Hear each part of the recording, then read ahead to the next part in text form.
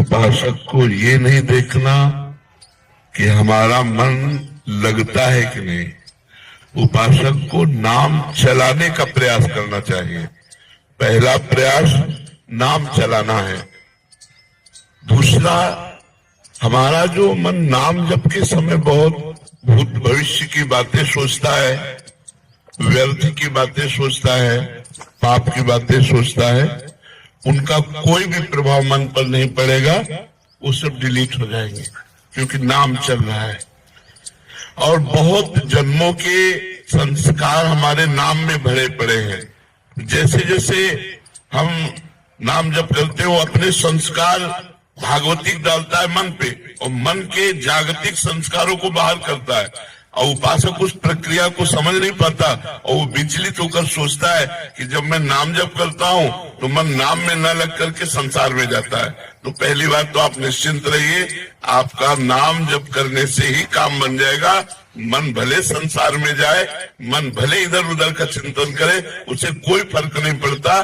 जैसे अग्नि में दाहिका शक्ति है, तो आप भाव से छुओ या अनजान को या कोई जान के जैसे भी छुओगे, उसमें दाहिका शक्ति अपना काम तुरंत करेगी, आपको जला देगी, स्पर्श करते ही जला देगी। जैसे अमृत में मारण शक्ति का नाश करने वाली शक्ति विराजमान है, आप जो ही अमृत पिएंगे आप मृत्यु से बच जाएंगे। जैसे विष, उसमें मारण शक्ति विराजमान है, आप जो ही पिएंगे आप मर जाएंगे, क्योंकि उसका प्रभाव है। ऐसे नाम में आनंद शक्ति, तारण शक्ति, पाप क्षय शक्ति, दुखों का विनाश शक्ति, ये सब विराजमान है।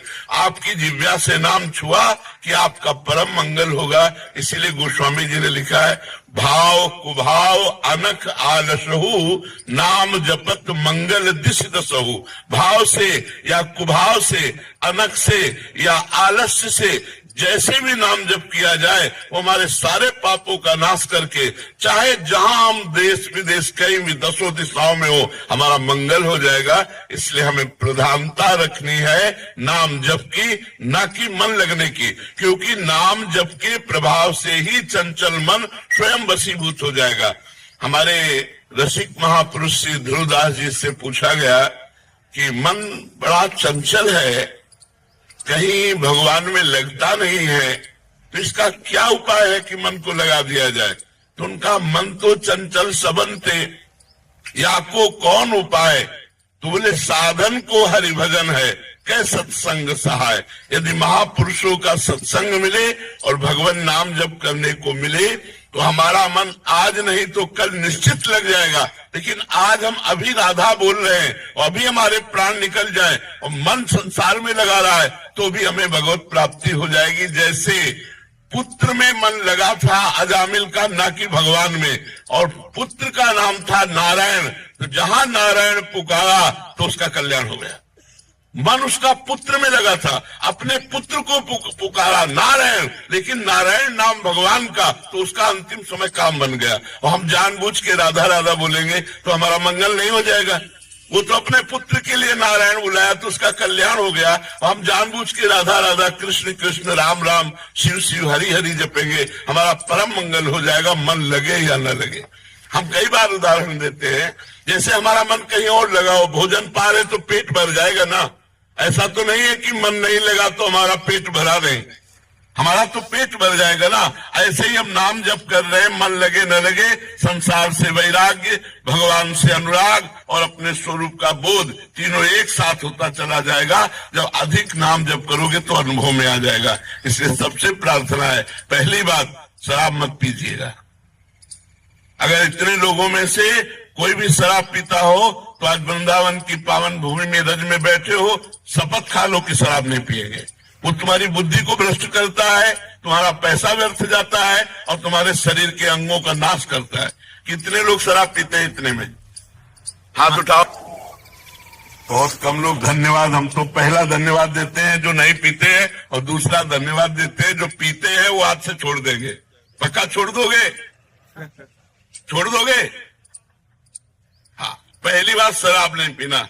दूसरी बात, राजकीय, राष्ट्रीय और व्यापारिक, इन उद्देश्यों में जो देश विदेश जाते आते हैं, या जो हमारे देश के संरक्षक हैं उनको मांस भी परोसा जाता है।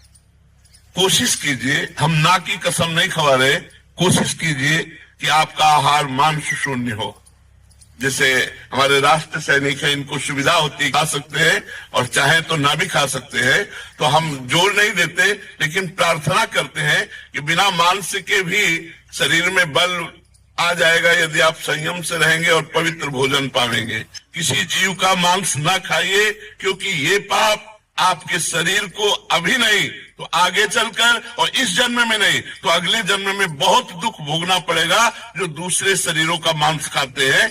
अगर राष्ट्रीय सेवा में है तो भगवान जैसे निर्वाह करे वैसे निर्वाह करो। अगर बच सकते हो तो मांस खाने से बचो। अगर शराब पीना और मांस खाना, और तीसरा दोष पराई स्त्री से भी विचार करना, अगर इन तीनों पर आप विजय प्राप्त कर ले और नाम जप करें तो इसी जन्म में आपका मंगल हो जाएगा, इसी जन्म में सारे दुख छूट जाएंगे। जो केवल 3 बातों को स्वीकार कर लीजिए, हमारी बात मान लीजिए कि अगर माता बहन पराये पुरुष से और पुरुष पराई माता बहनों के साथ ऐसे गंदे आचरण न करे तो हमारे भारत में गृहस्थी बिगड़े ना। आज हमारे भारत की गृहस्थी बिगड़ रही, गृहस्थ धर्म बिगड़ रहा है, ये हमारे भारतीय धर्म में नहीं है। प्राणपन से पत्नी को अर्धांगिनी माना गया और पति को प्राणेश्वर माना गया। जहाँ हमारे धर्म में ये बात है, वो ये बातें, गंदी बातें ऐसे संशय पैदा करे जो पराय पुरुष पराय स्त्री। तो ये 3 बातें आप स्वीकार कर लीजिए तो आपका जीवन धन्य हो जाएगा। किसी से आशीर्वाद मांगने की जरूरत नहीं है। यदि आप सही आचरण करेंगे तो सबके आशीर्वाद आपके पास आ जाएंगे। पहला, हम शराब नहीं पिएंगे, दूसरा मांस नहीं खाएंगे, तीसरा पराई स्त्री से संभोग नहीं करेंगे, और कोशिश करेंगे कि अधिक से अधिक नाम जप करें। हमारी प्रार्थना, अगर हमारी ये बात मान लोगे तो आपका निश्चित परिवर्तन हो जाएगा। आप भारी विपत्ति में भी मुस्कुरा कर निकल जाएंगे, इतनी सामर्थ्य आपको भगवान देंगे। श्री राधा वल्लभ लाल की जय।